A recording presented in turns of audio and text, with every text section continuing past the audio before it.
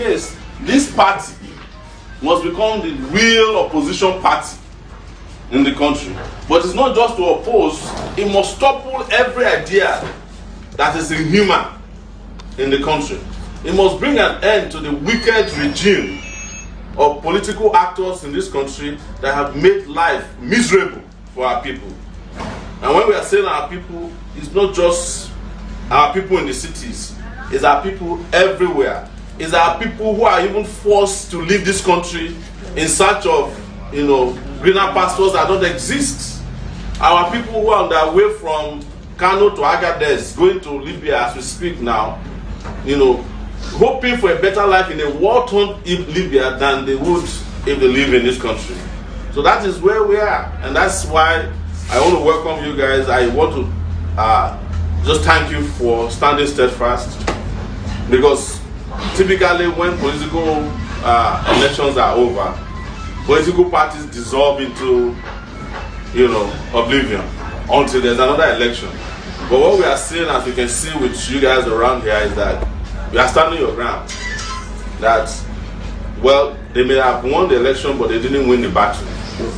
We won the battle. Correct. Because the battle was not for votes alone, it was for the souls of the people of this country.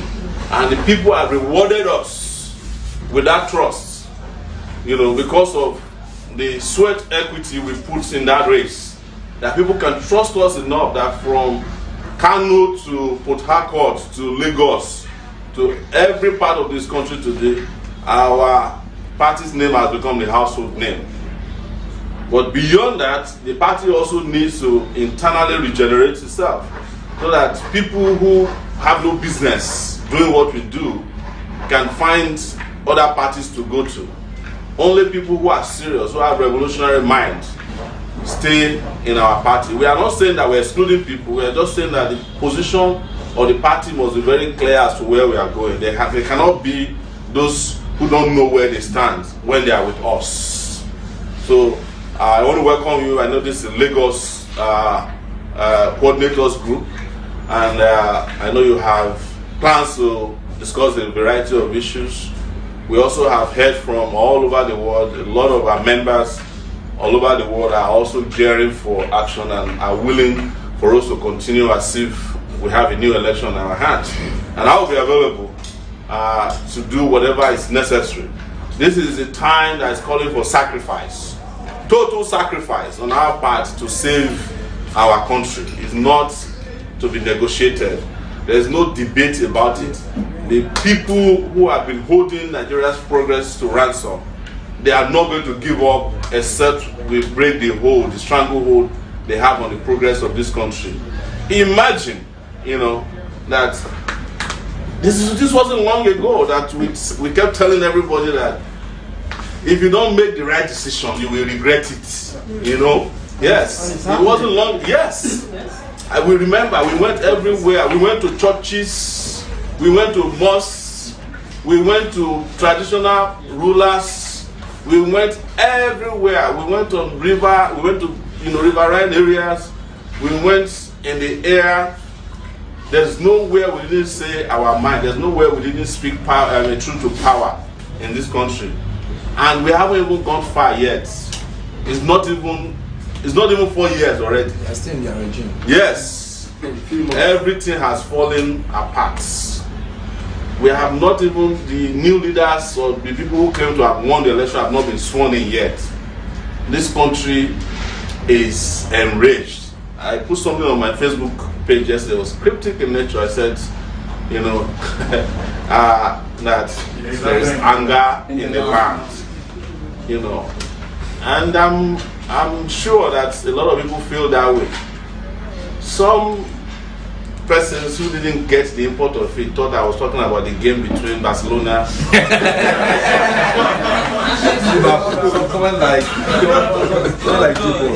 and that's the sad part about it, that is real ignorance right here. Yes, that's what you're thinking. Yes.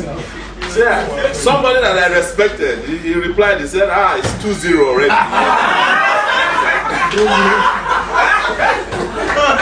I'm not talking about Barcelona and Liverpool. I'm talking about the pool of anger in the country. And the leaders of this country will be swimming in it very soon. Yes, they will. They will get it very soon, whether they like it or not. Sure. What I'll say finally is that we have a role to play in it, but don't let us be arrogant to think that we are the ones who will cause the revolution. If we don't do it, other people will do it. There's enough on the ground. There's enough anger on the ground. It's just unfortunate that if it falls into the hands of the wrong people, all of you will be hiding out in your own country, even with all your ideas and clarity of purpose. If the revolution falls in the hands of the wrong people, you become even enslaved by the revolution that we have been pushing for. That's why we have to step out there and talk to people and mobilize them. Because if we can do it now, like I keep saying, we don't have to wait for 4 years. And you can accuse me of anything you want to accuse me of. If you are looking for one person to kill, I volunteer myself to be one more person. But even if you spill my blood, it will still not save you the day of judgment. I can guarantee all the people who are involved in this. So that's the story of our country. And but I'm glad that all of you are committed. I can see it in your faces that you are ready to fight on. And our party is also very, very ready to fight on, but we need to strengthen the party. We need to strengthen leadership at all levels. We have to, get the party to connect with more grassroots people, like we did in Mushin on Sunday. The people that came out in Mushin came out voluntarily, and they did something that was also very surprising and interesting at the same time to me. They were contributing money right there to fight their battles. They were not asking us for money. They were collecting money right in front of us. They said, look, this battle, we have to fund it ourselves. Poor people. Anytime you see poor people funding their battles, you better run. Because they are giving their last. And at that point, they got nothing to lose. Nothing. So, ladies and gentlemen, thank you so much once again. If any one of you with questions, feel free to ask before you start your main meeting for the day. Thank you once again. AAC, take it back. Take it back. Action. Take it back. Action. Action. No going back. Questions? Yes, sir. AAC, take it back. Action. And I'm very happy that I'm still part of this family and this evolution movement. And I appreciate your leadership experience and the way you're grooming us to be like you. Now I want to ask this. Yesterday in one of our platform, that is station room, a message was dropped by Comrade Deji. Okay.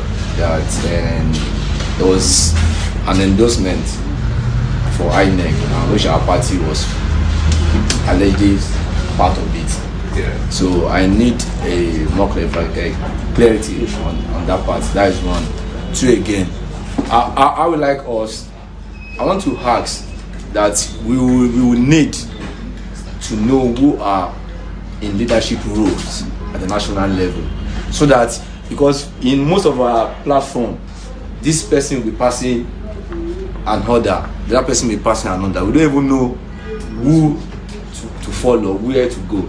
And we now notice that already they are trying to divide the revolution team that you are building. So we want our own focus to be very clear. This is where we are going. So on the part of that, and personally, there are some things that I want to ask, that when there are issues, I think I've asked you a question now. This one, when there are issues, and the response of the party to all those issues being raised is not always clear to people. Like yesterday, when Comrade Peju was responding to that particular issue, he said the party will still get back on it. But when they started digging on that platform, if not that we understand the ideology of the party, we believe in it, it may give us it may water our strength that what's all these things for now. So in some cases, the party should always give us a clarified information. So, thank you. So your questions are twofold. One, that there was an endorsement of INEC. We saw it like every other person. 75 political parties went and endorsed the election, the 2019 election, which we clearly stated was a fraudulent election. And secondly, that the INEC chairman they passed a vote of confidence on him. And when we dug into that as well, found out that our party's name was written on the attendance list. So we quickly tried to find out and found out that our secretary, who had been suspended, attended the meeting on our behalf without telling anybody, and was one of the people who signed off on that fraudulent endorsement of. So that is what we have at this point. The party is also a democratic body, and we cannot just take hasty decisions as to what to do in terms of disciplinary action against such person. But what I can say without missing word is that our party don't stand for those kind of characteristics, and I'm sure that's probably why a lot of you were shocked. I was shocked. In fact, when I first saw it, I didn't bother, because I said, well, there are 75 political parties out there. The way we used to say that, there's AAC and others. So I took the 75 to mean the others. But when we dug into it later, I found out that this individual had represented us without our mandate. And the party will do something about that. Ultimately, we will dig into that. We cannot afford to have people who go to events without communication with party leadership. The second aspect of the party leadership position is we are very clear. We have temporary officials, of which I'm the temporary party chairperson. And I say so because I'm very reluctant. A party is 4 months old. We should have elections that give people permanent positions. But in a way, we are also lucky as a party that we took our time to study the characteristics of some of our pro-tem leaders. And now we can decide, based on what we're seeing to be their tendencies, that we will decide who best should lead us in the political party. You remember that in Rivers State, members of our party went into an alliance with the APC without our knowledge. We were very clear that we're not part of it. But some of these elements went behind our back and were paying solidarity visits to Rivers State. So these are things that we are all collating. But what we told, and I told members of the party after the election, is that it's only fair that having worked so hard that we're going to rest. In fact, people are still saying that we should rest more, but we cannot be resting in the face of what is happening. Otherwise, this avalanche will overcome all of us. So we are very clear. And I'm reporting to you now that we found out that he actually had written that he attended the thing, but he has not been able to explain to anybody how he decided to attend on our behalf and take a decision on our behalf without the mandate of the party. We don't know where he derived the mandate from, but your guess is as good as mine. It is one of the things that happen to progressive political parties all over the world.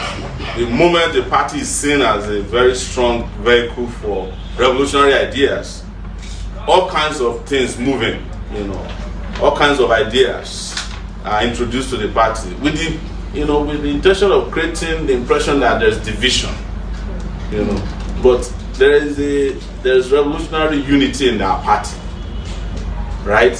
And there's no division as far as that is concerned. Some of you have been seeing what is happening in South Africa with the EFF, the guys wearing red cap and shirts. They started where we started too, but if you look at their own even internal history, these kind of things have been happening, all kinds of people have been thrown up, so I don't want us to spend our time looking at things that are mere distractions. we have made it very clear that we are not part of the people who went and endorsed the election of the INEC chairman. We didn't send anybody to the party. I mean, the meeting of the party. They said it was organized by an NGO. So, and I'm sure the public is satisfied with our response. The reason you see that there was no immediate harsh tone in our press release or what Peji wrote was that we were trying to find out who attended on our behalf. And now we found out, and we'll take it from there. AC, take it back. Take it back. Action. AC, Take it back. Take it back. Action. My name is Olaolu Oriwo from Alimosho. I want to acknowledge our principal, PN. Louder. Yeah, I want to acknowledge our principal, PNM, just like Juwon said, President of the Nigerian masses. Yeah. The question I have is very simple. I want to take a cue from Galadima. Please, sir, how often do you meet with chairman of all the state chapters? Or do you have a platform where you interact with all the state chairman? And since you are the national chairman, so what's the synergy like? Thank you. We have a platform. So this party is a global party. As a result, physical meetings like this are very difficult to organize because we have interests both at home and abroad. But of course, there are virtual platforms where we discuss from time to time, both directly, individually, and collectively. So what we have seen is that after the election, a lot of the state chairmen have become a little bit, relaxed, and as a result, we haven't had most of the parts. We wanted to have a meeting with them, but one of our ideas was that before we hold any meetings, we would release the statement of our accounts, which we have done now. And after we release the statement of our accounts, we called a meeting to discuss the statement, which was online, and a lot of over 80-something people joined. So following that, of course, everybody says, let's go and relax. We just had a big election, 2 elections, state and federal elections. So now that we are back on track, all these meetings are going to be going ahead. But I'm in touch with a lot of the state chairmen and spoken to a lot of them personally. Had conversations or chatted with them about what's going on in their state.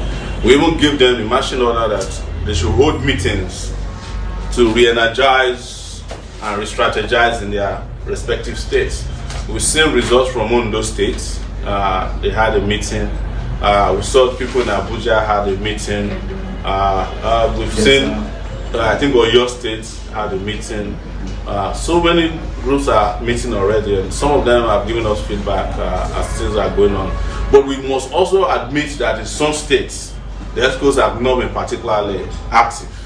And in those circumstances, we've seen that people are organizing to have congresses to discuss how to re-energize. I think Delta also met as well.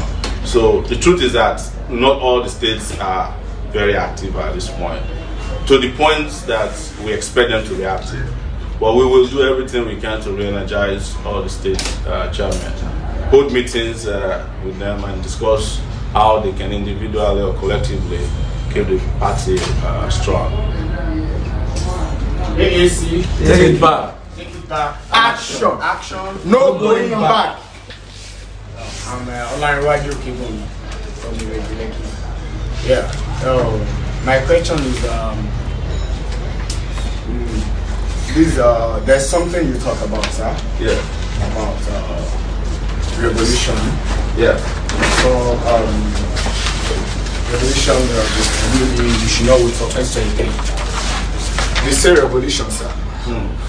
I think it's not everybody that ready. Ready. Some are ready. Yeah. It's not everybody. Yeah. So what I want to ask now is that do we we need to work more, to work hard, to talk to people, mobilize people, to stand the way we stand, because I think the way we handled this last election gave us respect. Yes. People respect us Yes. as a political party because we are new in this place. So I can see they respect us. That's right. Just 3 or 4 months old party and no problem, no issue. And my second question is that the Lagos State schools, Yes. they are not working. Thank you.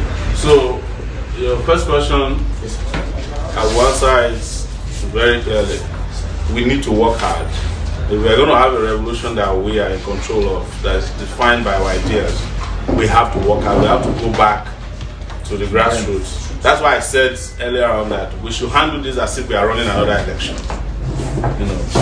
But you have seen some of the signs. I welcome our comrades from Mushin. They just came in at the back there. Thank you so much. You see some of the signs. Little example was what we saw in Mushin that day.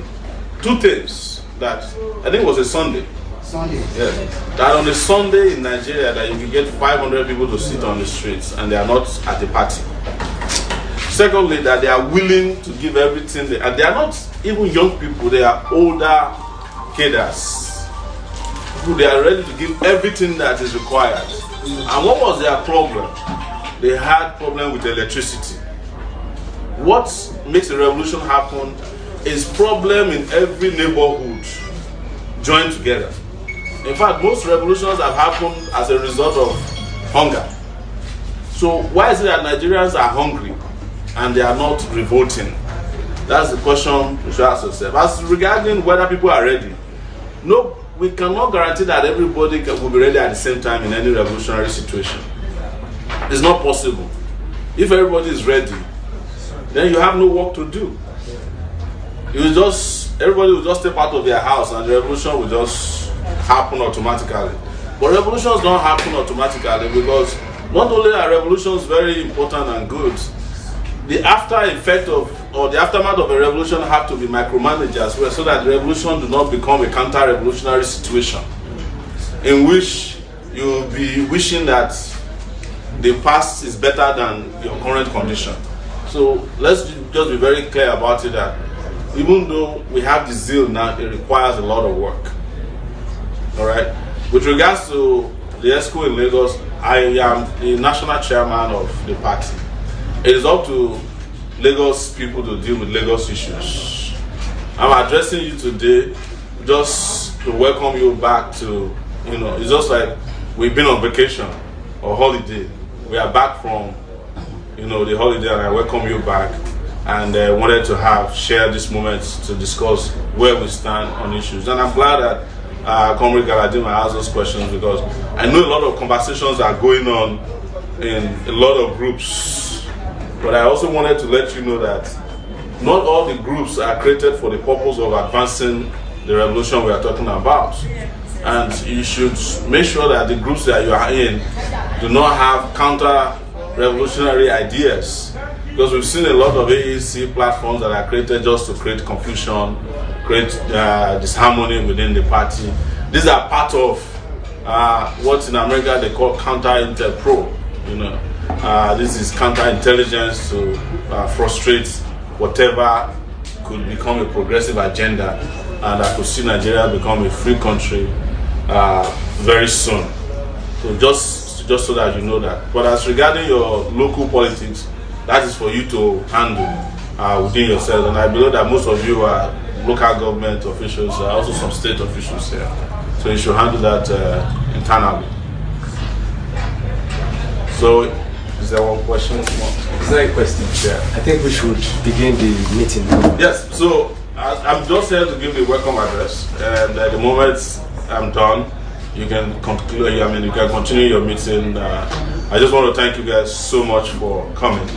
And hope to see you guys on the battlefront soon. AAC, Take it back. AAC, Take it back. Take it back. Action! Well, sir, please, you are needed in this meeting. Don't worry, I will get. No, sir, even if it's 5 minutes.